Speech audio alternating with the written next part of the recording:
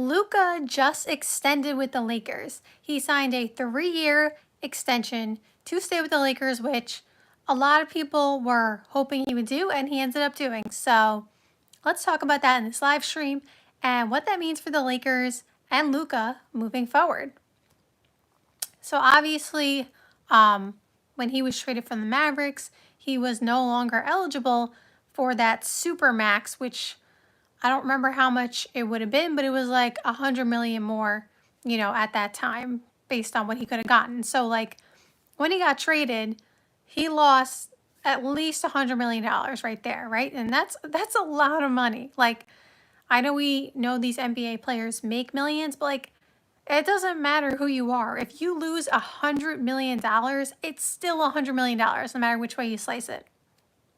So obviously, when he lost that Supermax, there were some questions from people of, will he want to extend with the Lakers, at least right away, because there wasn't necessarily an incentive, for him to extend, right? Like the financial incentive of the Supermax was gone. Like obviously he was still going to get, a big contract, which he did, but like nothing compared to what he would have gotten with the Mavericks. So there was like obviously question marks from that standpoint of like, will Luka extend right away? Because is there really an incentive for him? Well, Luka seems to, be committed to the Lakers at least for now because he just signed the extension.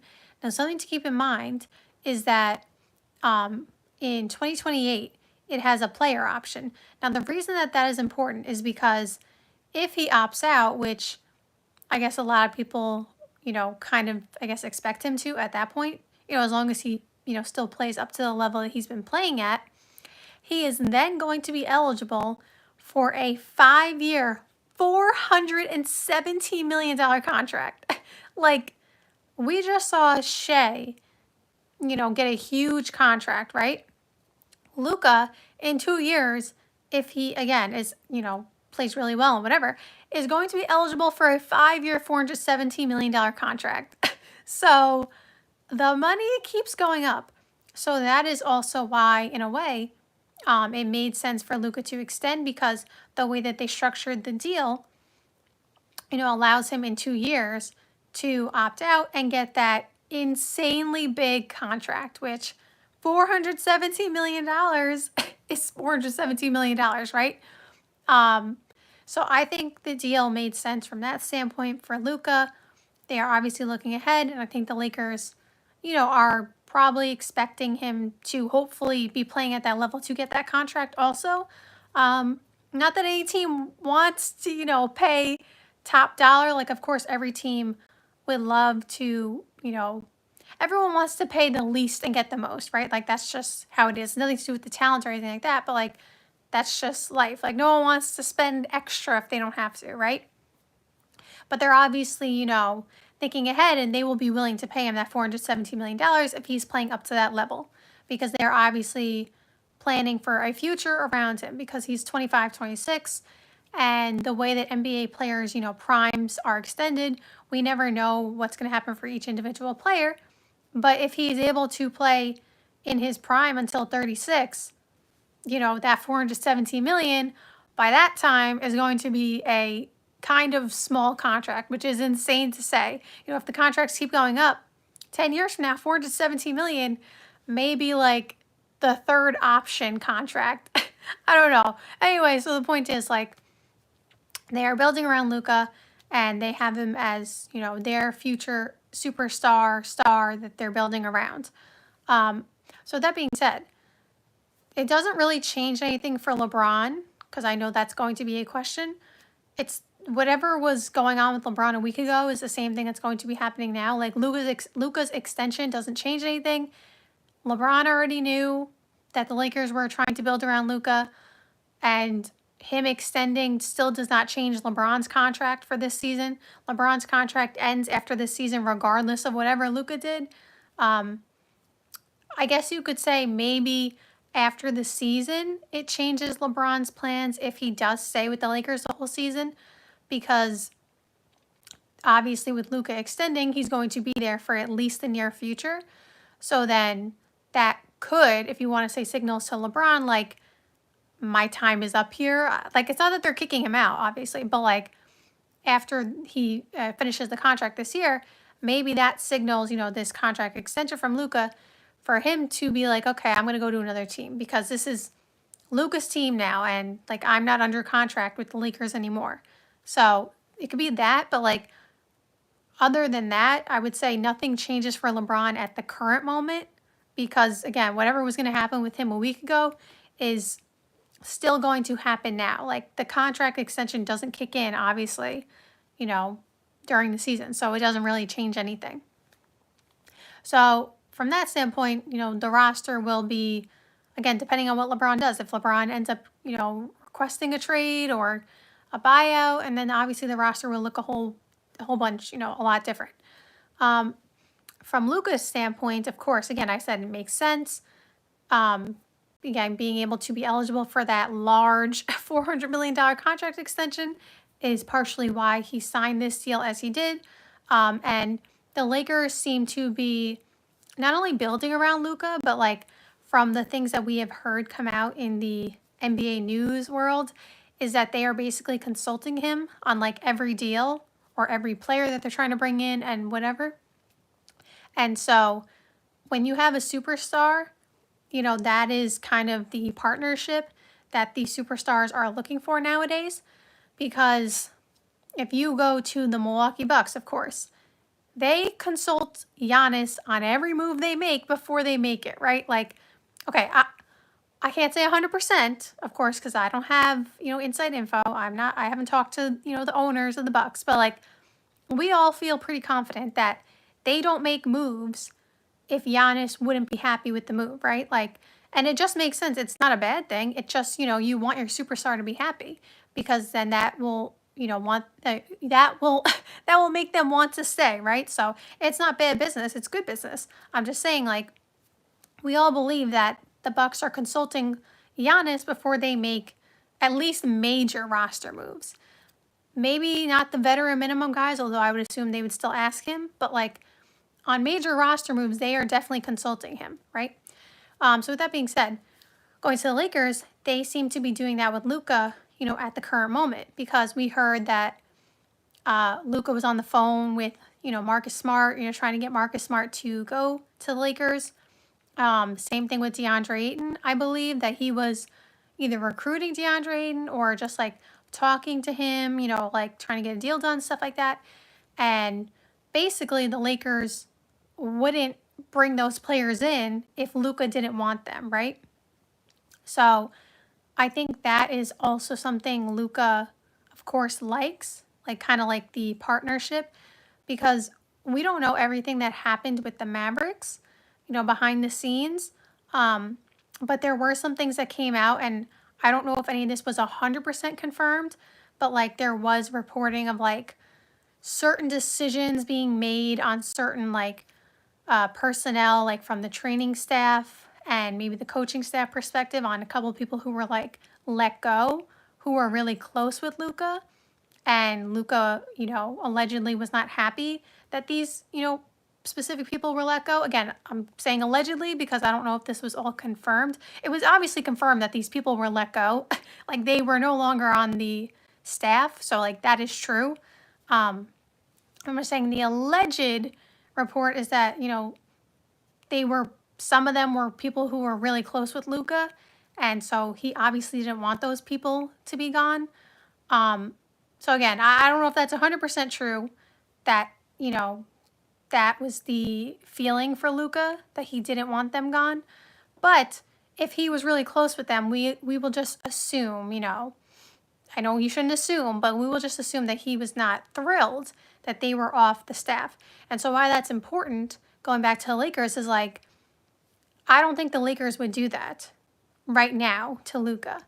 Again, I don't know what all happened behind the scenes with the Mavericks. Like, there's three sides to every story, but I'm just saying, like, at this moment, it seems like the Lakers, if Luka wanted a specific, person on the coaching staff or a person on the coaching staff to not be let go or whatever, like something like that, it doesn't seem like the Lakers would do something like that without Luka's approval or, disapproval. Is that a word? I don't think disapproval is a word. I'm just saying for this moment, they seem to have a good partnership. And so I think that also leans into why Luka extended, because the word loyalty gets thrown around a lot in the NBA. We know it. We know the whole loyalty thing with staying with your team your whole career or leaving. That's kind of where that loyalty thing came into place, trading players. So although we don't know what's going to happen in the future with Luka and the Lakers, right now there seems to be some kind of loyalty and trust between the two of them to, make decisions that both of them are happy with. And so I feel like that's important to Luka because he was traded pretty much out of nowhere. Like, the reports have not changed that, like, he somehow knew that he was going to get traded, right? Like, he did not know. Like, it came as a shock, not only to all of us, but to him. And so, regardless of, again, whatever was happening behind the scenes, with the Mavericks and Luka, Luka was clearly committed to the Mavericks and wanted to stay there, and he didn't think he was getting traded. And so regardless, again, of what was happening behind the scenes, trading him literally like out of nowhere is going to have him feeling a lack of trust, because he's like, hold on a second, like, I just took us to the NBA Finals. I wanted to play here my whole career. I was committed, and now I just got traded, and I didn't want to be traded. And so I feel like the trust is something that Luka obviously would be looking for with the Lakers. And so I feel like that's partially why he, signed the extension. So I do think that the Lakers are doing a decent job of making sure that Luka has the proper talent to build around him, because obviously the one thing that Luka really wanted and always likes to play with is a lob threat.